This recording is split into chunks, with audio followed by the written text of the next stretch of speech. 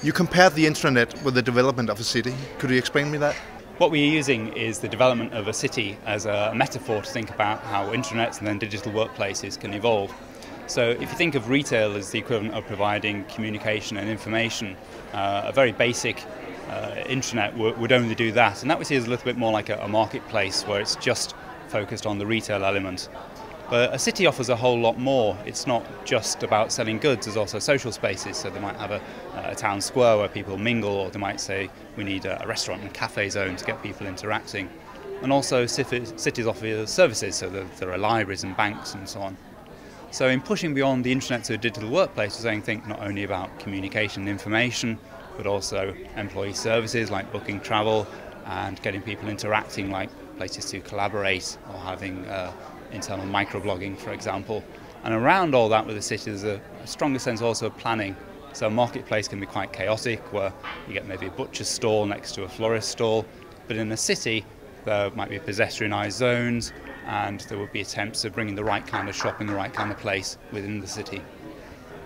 You also talked about there being an alternative route. Yeah, so from marketplace to city, you can see it's quite an organic growth. So normally a marketplace would grow to be a small town, and then it would get bigger, and people would add shops and facilities in quite a natural way, but not according to like a grand plan. There's more of a structured route as an alternative. So if you go back to thinking about the marketplace, the other way to make it better is something like a supermarket. So instead of there being lots of stalls selling fruit scattered around everywhere, you say we're going to have one aisle which sells fruit, and just the one aisle, and there will be an overall plan, so each aisle will lead from each other, and there's no duplication apart from, say, end of aisle promotions. And that's a little bit like saying that we've got a very structured intranet where there's one place for information, but we might have a promotion to bring people's attention to it on the home page. The downside of supermarkets is that they're a bit sterile, so the kind of buzz and the excitement of markets is lost, and also the social element. The market stall owner probably knew his customers very well by name and had a relationship with them in a way that the supermarket loses. So using this analogy on the intranet, you could say that the one model is very high on the social and the service aspect, and the other model is very high on the structural aspect. Can these two things be brought together, do you think, in one intranet?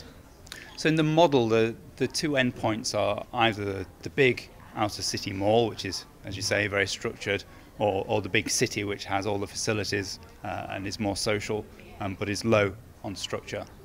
I think it's very hard to come up with something which is a complete blend of the two, because it feels like at some point the structure inhibits the social and collaboration aspect. So it becomes, in a mall, if you say this is the area where you will socialise, and here's the nightclub, or here's the pub in the mall, it doesn't have that vibrancy about it. I think because it's not an attractive place for naturally people to congregate and interact. So I'd say you have to decide a little bit on the trade-off between, do you want people to be innovative and set up their own discussion forums, or start blogging about something that interests them, or do you want to be controlled and say, no, we're going to have some barriers to make sure that it happens only in the right place, in the right way. So a company should make up its mind which strategy it should follow. What do you think would decide what strategy a company should follow? So I think it's really important that an intranet or digital workplace strategy is driven by the company strategy. So the company needs to decide what's really important to it over the next few years, so that the digital workplace resources are allocated appropriately. So for example, if the company is very much driven by, say, research and development and innovation, or it's a high-tech company, then I would say focus on community and collaboration, because it's about people generating new ideas and coming together and getting a synthesis of ideas going.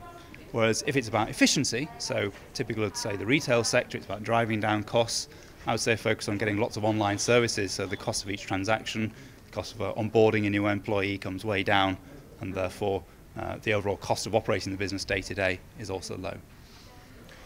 You also talked about the maturity of the intranet. Could you explain? Yeah, so the maturity model defines certain criteria. So it maps out a journey of how digital workplaces can evolve from something that's quite ad hoc. Maybe the collaboration is just done through email attachments, and there's a very basic phone book that isn't complete, and when people leave it isn't updated, through to very high levels of each dimension. So staying with the collaboration dimension, it would be where, for example, people interact in very flexible ways, perhaps through video conferencing or even immersive teleconferencing. Sun, for example, has been experimenting with virtual worlds like an internal Second Life, where you have an avatar and people can go to virtual meetings that way. So there's a continuum of development in the same way that retail has continuums of development. As I see it now, many companies, they have a kind of a wall around their intranet. They are very isolated from the rest of the world. Yeah. Do you think that will be changed in the future? Will it be an extranet or in fact a part of the normal internet? I hope so. I think the barriers need to become much more permeable. It's just not the case that everybody who works for your company is an employee anymore. Often things are outsourced. So if your IT is outsourced to another company, you still want those people on your address book. You still need to be able to get in touch with them and work on them with projects. Or even going further, if you work in marketing, then normally you have an agency that's doing your designs, and the agency is completely external to the company. But you're still doing the same kind of things that you do with your other colleagues. You're sharing documents, you're working on ideas, you're keeping up to date with progress. So yes, the barriers need to come down. The big challenge, as always, is going to be about the security issues that go with that. So where will the internet be for 5 years from now? I hope that in 5 years' time we'll have intranets that combine the social elements of bringing people together.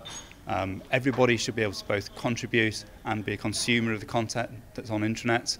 Maybe even we won't talk so much about intranets as the content that's on there, because people are consuming them through mobile devices. Just as Twitter, not many people go to the Twitter site, they have things like TweetDeck as a way to consume it. There's no reason why we should still stay in this mindset of a specific site that people go to as a way to collaborate and interact with each other.